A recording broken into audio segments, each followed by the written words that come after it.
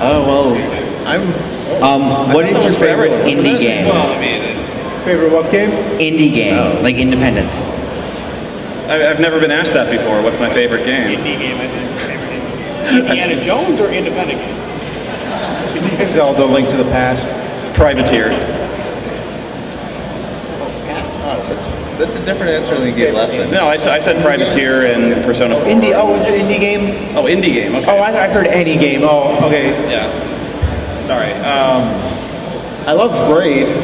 I don't know if that's my favorite. I just really enjoyed it. The music and then the twist at the end. What a twist. Sorry. That's good. Super Mario Crossover, I don't know if that's technically an indie game. It's completely based off of... Yeah, that's kind of where my mind goes, too, with, like, stuff like that. Like homebrew. Homebrew, yeah. Okay, I apologize. I haven't been asked that question before. The first thing that springs to mind is actually another text adventure game called Photopia. And I know some of you, okay, he's the only one who knows that. Look it up, it's called Photopia. It's a really good text adventure game, and it's actually one of the most beautiful stories I've ever seen. That's all I got. I mean, I could probably come up with some like fan patch to Skyrim or something like that, but yeah, that's really like the best self-contained game I've seen. Yeah, that's what I got. You got one? Just Cthulhu Saves the World. Okay, thanks. That was indie, right? Yeah. Hey guys, this question is for James. So I understand that the question I'm about to ask is kind of going to go against the whole old school gaming motif that you have for the nerd character. But is there any modern games out there that are just as bad as some of the games you reviewed, if not worse, that you have played? Oh, any modern games that I found like worse like, than any... the PS2 and GameCube era and after that. From that era to today. Yeah. I wish I had a better answer. I played so few newer stuff, and usually when I do, I don't. I sample games a lot. Like I'll play a game for like 15 minutes, and then I'll try something else and everything. A lot of new games, they kind of, for me, they have a lot of a learning curve where I got to play it a little bit to figure out how it's played and everything, and then it takes me a little time to get into it. Maybe a better approach would be like, was there any game you were really looking forward to that let you down? No, not really. I guess there isn't really a lot I look forward to now with games. I don't know. I just don't really. He's busy. Yeah, I guess. Yeah, I guess it's the best. Yeah.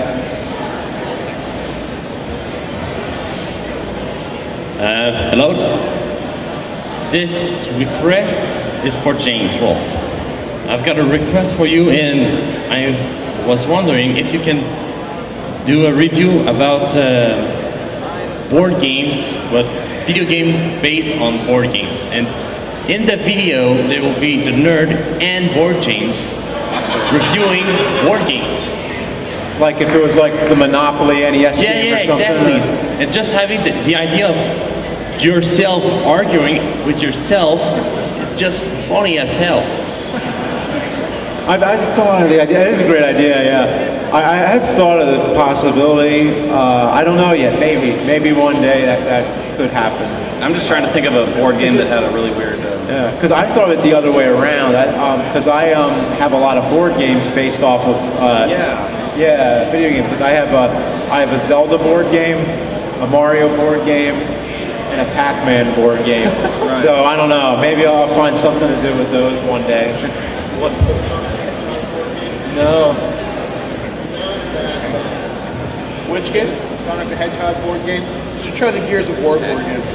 Yeah. You know what? I just remembered. I used to have a Tetris board game, and it actually worked. Like, imagine playing Tetris and just moving the blocks by hand. You ever see that sketch that was like the god of Tetris? Line piece. Squiggly. Actually, now that I think about it, I would play board games every Friday, and there's a fair amount that were based, like StarCraft. Doom is a funny one because if you play it the way the instructions say, it is unwinnable. It's really like impossibly hard because even like the guns you pick up come unloaded. So you actually have to house rule the crap out of it to play Doom, and that's actually probably one of the most frustrating games to play. That would actually maybe be a good, but you never review the game Doom. Yeah, so that's what I got. Hi. Hi. This is for all of you. There are video reviewers popping up just all over the place nowadays. But most of you guys sort of started it. So what inspired you to start doing video reviews and then posting them on the internet? What inspired me? Yeah, I used to be on a message board, and really I just made it to make people laugh. I wasn't like, I never set out to do this to be like some famous guy or a celebrity or something like, or even be here, you know. I just did it because it was going to take like, I was bored and it took a day, and I thought it'd be funny to just show people how hard it was to play Bayou Billy, you know. So it was just, and also I really wanted to tip over some sacred cows. Like I never heard anyone saying anything bad about Final Fantasy, so I was like, you know, I'll kind of troll them, I'll kick them over. And that's when it got huge. So really that was, the inspiration was I started pissing people off. I kind of liked it. I was inspired by just playing video games with friends and like laughing about certain things in the game and just having a good time, you know, and that's really what it was about. So it's kind of taking the same thing I do with my friends, but just turning it into a way to do it where it's like online and it's viral and like people all over the world can see it, and it's kind of just something that happened in a room with a few people, now doing it with a large number of people. You know, funnily enough, and I didn't realize this till just now, two of my biggest influences are James and Spoony, because I started a little bit later in 2009, but I realized that there weren't a lot of people talking about like these forgotten games from the 16-bit era and stuff. And I really like when James would have information like the like that Ghostbusters video specifically. You had a lot of information about the games, and I found out stuff I didn't know before. And then Noah's real personal kind of talking to the camera, like you guys are just in this room talking. I like that style as well. So I kind of do that, talk about 16-bit stuff that I loved and no one else was talking about, and boom, there you go. I'd say for me, I was inspired by James for sure, and then probably Handsome Tom, because I guess he had this huge collection when he was with Screw Attack doing the classic video game reviews in the game vaults. That's how I kind of started Rad, like, hey, this seems like a cool idea, plus, you know, I'm bored as shit. And I got nothing else to do besides my other 4 jobs. Yeah, I mean, otherwise, podcast-wise, inspired by Art Bell, if any of you listen to Coast AM, conspiracy radio, good times. I mean, it's really weird. And then Howard Stern, because he says what he wants and doesn't give a shit to the consequences. One more influence is probably Alton Brown from Good Eats. Gotta say that. Just because if you've ever seen that on Food Network, I love him. He's like my idol. Well, basically, I've just been obsessively creative my entire life. From as long as I can remember, I've been writing stuff. I still actually have drawings from when I was a little kid, when I was trying to make my own little video games and so on. And it's just something that I've always been doing my whole life. And like when I'm got out into the workforce and I'm working so that I can have the money to pursue these things. And, you know, it's like, how can I do this for a career so I don't have to work elsewhere to do this? And reviewing weird video games just combines everything that I love, because I not only get to write stuff and act in them, I get to, like, I sometimes compose music to put in my reviews. Like, I can put my martial arts in my videos. And I mean, one of my big talents always was kind of thinking. How's that?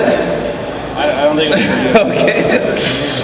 I've always been really big on thinking outside the box. So like every time everyone else is doing something, like what can I do that's different? So I found this one article on somethingawful.com that was showcasing a couple of these weird Japanese games. And I was just like, okay, everyone loves to like rag on terrible games, or sometimes they like to talk about how much they love this game that's underrated, and like, nobody's talking about how weird some of these are. So like, okay, I'm gonna do that. I'm not gonna speak objectively about the game as like the gameplay or anything. I'm gonna speak entirely on this like if you interpret it as a story. So it just kind of went from there. Okay, I'm gonna get this out of the way. Spoony, Bioshock, that's awesome. What, Bioshock? Yeah. Well, it is. And Yeah, no, I just want to get that out of the way. Now, here's my actual question. This can be interpreted as two questions. Answer how you will. Has there ever been a game that you just play that either has made you cry at one point, or you're just sitting there in front of the TV with the controller and you're like, you're just like so flabbergasted. Like for example, for me, like Uncharted 3, the Rub al Khali. I don't know if any of you played that, but that level just like blew my mind. Like, has there ever been like a situation where you guys have been like that? I don't know if I can say it without giving some grievous spoilers. Does anyone care? Mass Effect 3? You care? Okay, I won't do it. Okay, Mass Effect 3, you know the scene, right? Do you? Okay.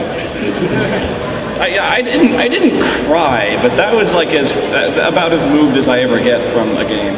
I'm not saying relax, like that's gonna help you. It's that scene. You ever cry? Well, yeah, but over what? Like, did a game ever make you cry? You know what? I think the closest I've come to crying is if I played a game for so long. Like, I remember when I first played Zelda Link to the Past, and at the time that was like one of the longest games like I ever played. And then you beat the game, and then you watch the ending that goes on for like, I don't know, 20 minutes or something, and it's like just you see all the characters that you saw, and you're like, wow, all this time I spent with this game, now it's like over. Now I got to find something else to do, and then there's a little bit of sadness there. It's funny that you say that, because I had the same thing with Ocarina of Time. I actually didn't play Link to the Past until afterwards, so yeah, I feel a little embarrassed saying this, but yeah, I kind of got emotional at the end, because it was the first game I played that was like really long, and then it had kind of this, the ending kind of bothered me, and not in like this game is horrible sort of thing, but it was just like this thing about how they're going to go back in time and fix everything. I'm like, but after all that we did, we're just going to erase all that? I don't know how to feel about that. Like, I was like still like within the game mindset, so I don't know, I kind of got a bit emotional over it. Right, no, I got one. Phantasmagoria 2, when Trevor died. I wept real tears. He didn't deserve that, he was just trying to help. I don't think I've ever cried, but I've kind of gotten choked up a little bit, probably Final Fantasy VI. I keep returning to that. You know what, this is really weird. Kind of stupid. Civilization 4, the opening song for that, which is like Baba Yasu. I was like, okay, that's weird.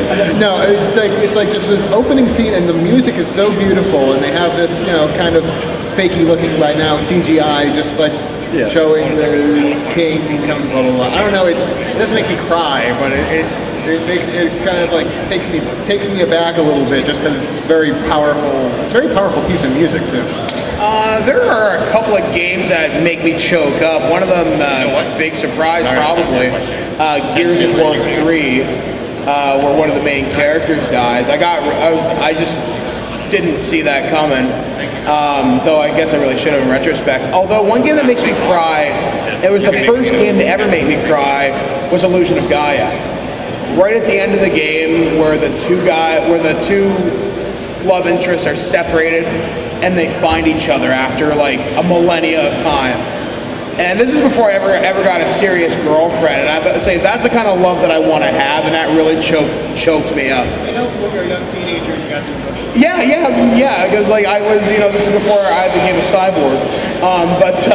Like that game makes me cry guaranteed every time. And oddly enough, Soul Blazer too, when I look into the fiction of it, and I kind of read into what he had to sacrifice to save the world.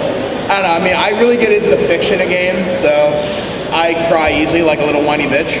And also, special shout out to the guy in the Gaia shirt. You are winning, just so you know. I got another one. I once got so pissed off at Demon Souls, I kicked the table. No, I did, and I really hurt my foot. I have a bad habit of doing that, yeah. Demon Souls, I hate it. Well, no, it's like, it's one of those really great games that is Nintendo hard. Yeah. You guys are good? Yeah, we're good. Anyone else? All right. Thank you guys very much for this. Round of applause.